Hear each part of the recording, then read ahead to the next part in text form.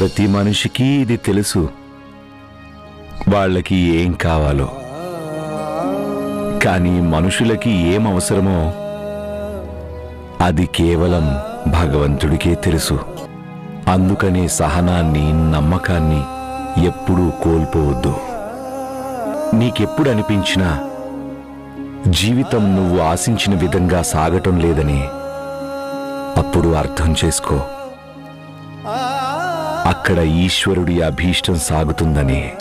సమస్తము ఆయనకి అప్పగించేసి వేడుకోండి, దారి చూపించమని.